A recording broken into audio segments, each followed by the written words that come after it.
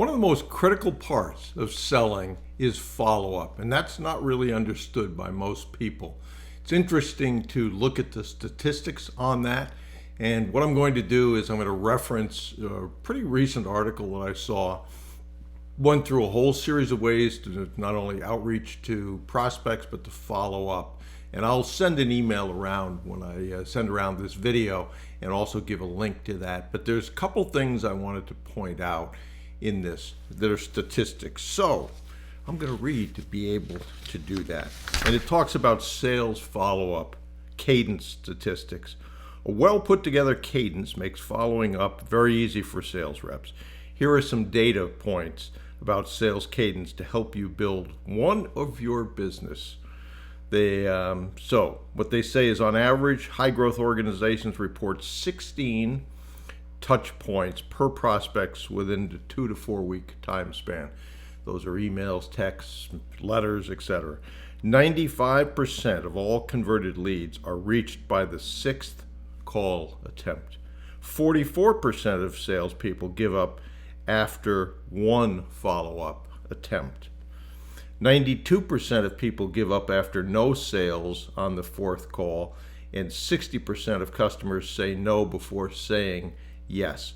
50% of buyers choose the vendor that responds first.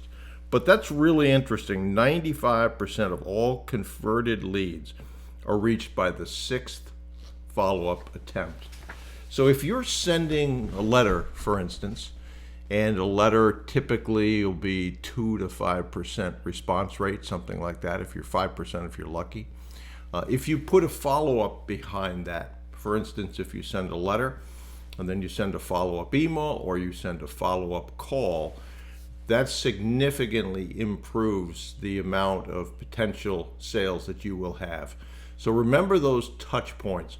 One of the things about making follow-up calls is cold calls can absolutely be effective. However, a lot of people are scared to death of cold calls. Now, will that get better in time as you make them? Absolutely it will. But one of the techniques that's really valuable is to think about why you're afraid of a cold call. However, if someone calls you on a letter, first time you've ever talked to them, why you're not afraid of that situation. And it's interesting to think about that. So one of the things I would encourage you to do is to send some letters and then make a follow-up phone call on those letters. You can do an email, but you can do a phone call as well. And you're going to find that it's much, much easier to make that phone call, to say that you're following up on a letter that was sent, and then to carry on that conversation. And that'll be a way to ease into making cold calls if that's a problem for you. If it's not, no big deal. But whatever you do, remember the statistics about how many follow-ups are required for a sale.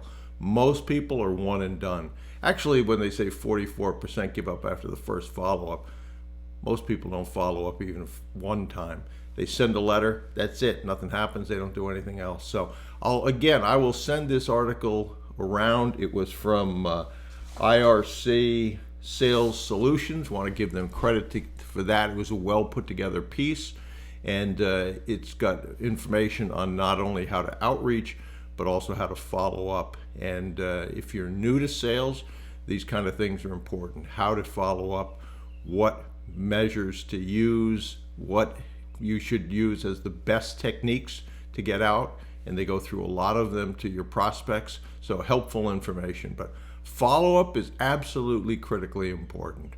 So if you're on my mailing list, and hopefully you are if I'm going to send this to you, great. If not, go over to brucewhipple.com, grab a free report. If you want to go directly to that free class, just go.brucewhipple.com/free class. And if you like these videos, click the like and subscribe button so you're sure that in the future you will get these.